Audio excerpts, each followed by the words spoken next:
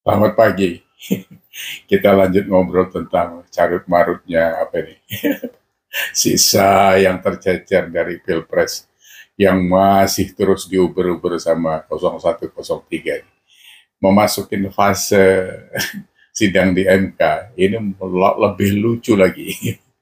Karena apa? Saksi yang dibawa makin jadi ngelawak kayak ludrukan gitu semua.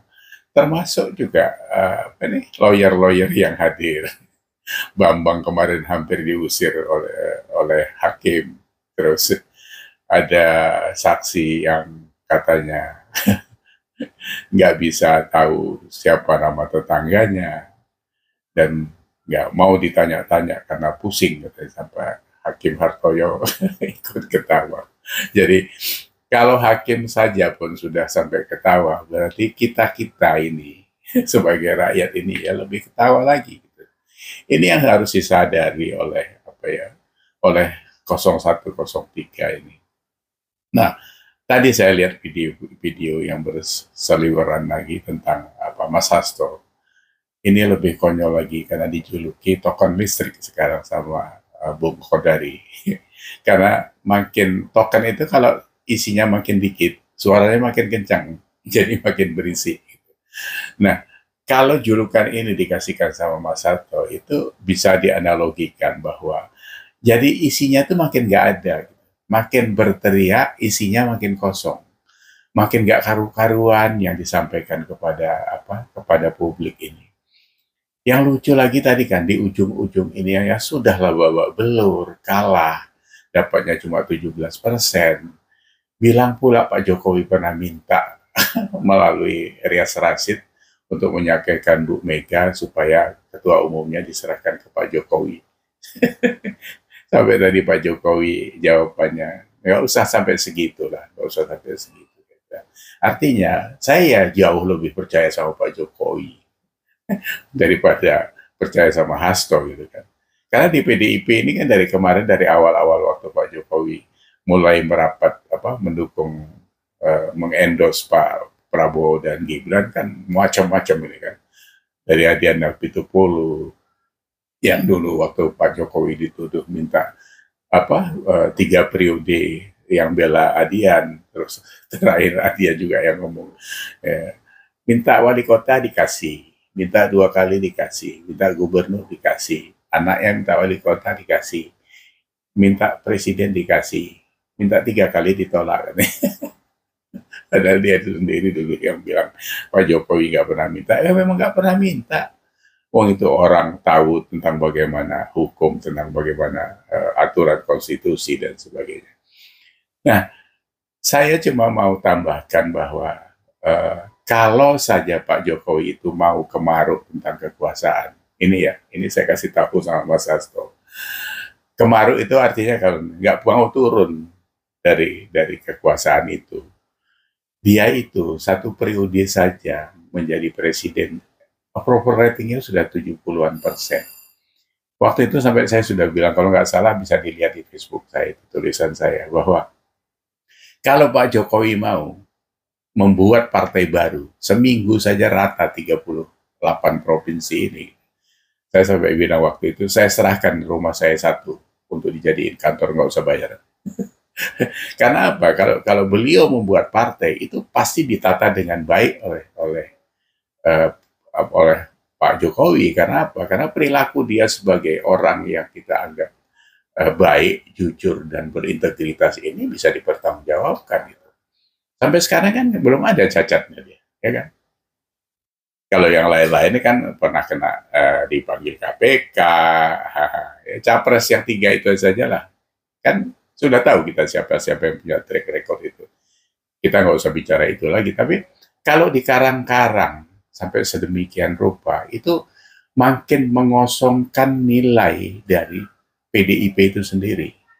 Jadi makin panjang kalian berceloteh tentang keburukan yang kalian tuduhkan kepada Pak Jokowi dan 02 itu, makin gak karu-karuan kalian. Percaya sama saya. Dan sampai kemarin saksi seperti kelas-kelasnya Romo Magnis, sampai seperti itu. Saya nggak mau nonton videonya, tapi katanya dia sampai bilang Pak Jokowi itu pencuri, tolol, dan sebagainya.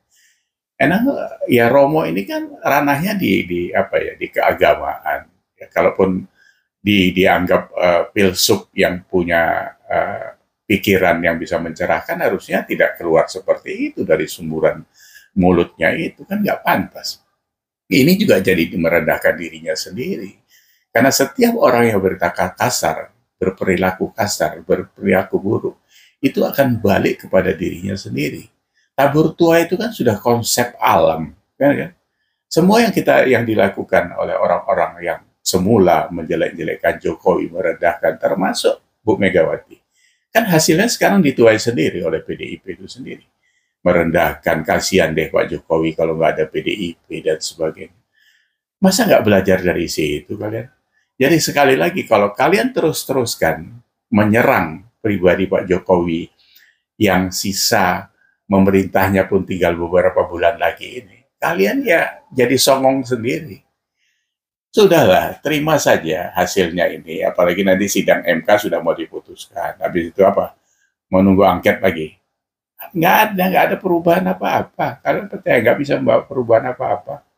Tetap saja Pak Prabowo sebagai presiden, Gibran wakil presiden. Nggak mungkin ini negara ini dikorbankan untuk kepentingan kalian-kalian yang cuma ribut soal kekuasaan itu. Ya sekali lagi ya, PDIP yang dapatnya 17% kok, gimana sih? Masa sisanya itu atau yang didapat 02 Pak Prabowo sama Gibran 58,8 itu dianggap kecurangan semua. Terus Ganjar kembali bicara soal 02 itu harusnya suaranya 0. Jar, lu ngitungnya dari mana?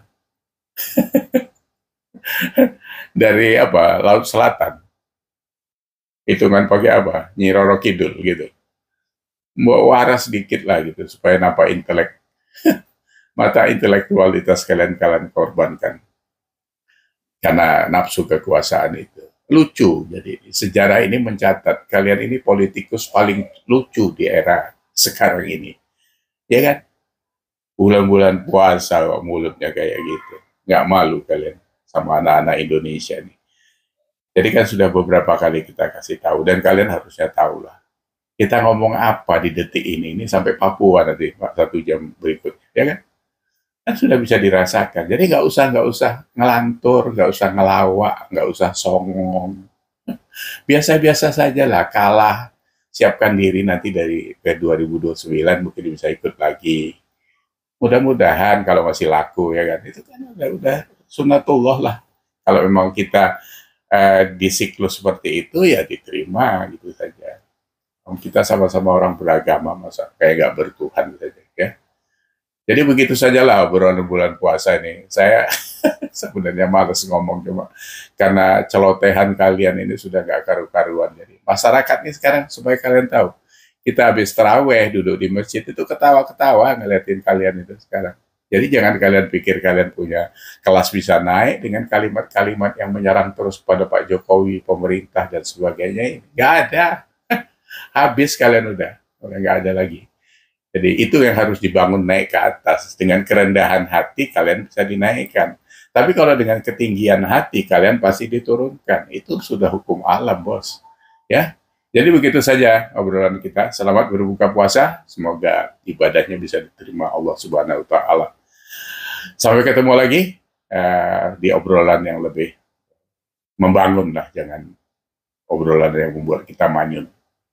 Terima kasih. See you.